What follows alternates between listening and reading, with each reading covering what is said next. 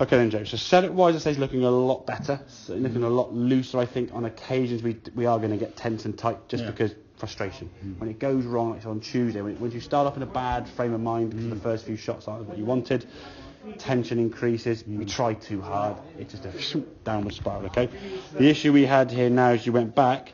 You kind of completed the back with a bit of bending here of the arm. Okay, so the arm was kind of collapsing here and getting quite close. Now, if we look at this one, we obviously discussed about trying to get a bigger turn and keep that width. In fairness to you, as you've gone back here now, a much bigger shoulder turn there. That, to me, is a lot better position in terms of width. Now, what you do on this one is you go back a little bit further, so the club does get a bit closer to your head. But it's got closer to your head because it's gone further, yeah? So as you keep going here now, it's a further swing, yeah?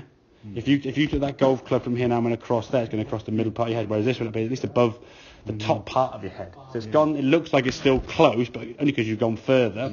You've turned your shoulders better. The arm is more curved rather than hinged, so you're in a better position there. As you come back to the golf ball here now, look at that fuller movement through the ball. That's starting to twist, that's coming round, and this foot, I think, in time will start moving, whereas this one, as you come back there, very close and narrow, bit of a drop down, all very tucked up. Your left leg's now almost leaning back. Just look at the angle of your lead leg. See that? Yeah. So if we look at the two angles here, what we want to see is kind of a straight front leg and an angle this one. You've got kind of... Yeah. Almost a reverse. Exactly, yeah. Leaning back, head down, trying to get under it, trying too hard, gripping too tight, keeping things straight to try and do things we don't really need or want to do, but just desperation kicks in.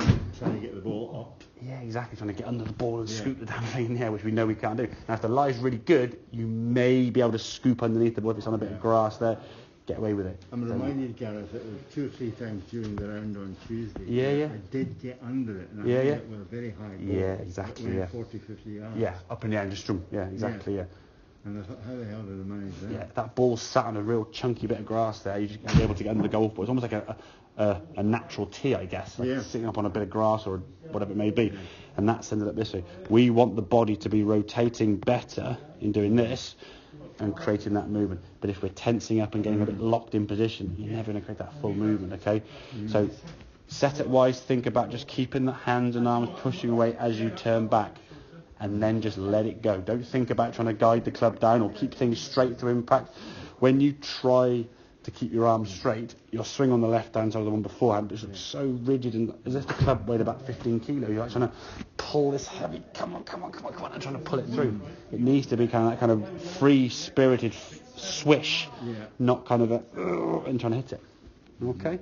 Yeah. That kind of makes sense then, yeah? Yeah. I think loosen up the grip. So I think if you're aware of grip pressure, certainly the thumbs is a key thing for me. If we squeeze the thumbs tight, you lose control because you're gripping on so tight, your arm gets tight. If we narrow the club here, we said your bicep will tense up.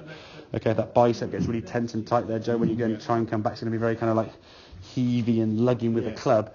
And you know yourself when it's going right, it just feels awkward. And like the golf swing when it's wrong feels like it's more effort than it should be, isn't it, really? When you're swinging the club nice like that last one there, it's kind of like, oh, this club nice and loose, nice and free, I can smash it. And you get sort of tense and like, you're just trying so hard. There was once or twice, even with the driver on Tuesday, that I was skimming the driver. Yeah. Now, what causes that? Same thing with the weight distribution there and the arms collapsing into your body.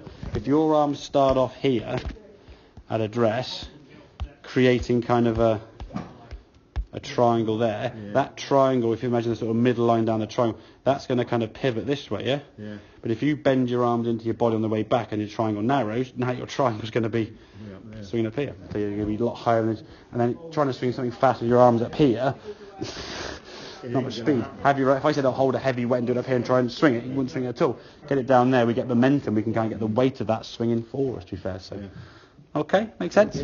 Good stuff.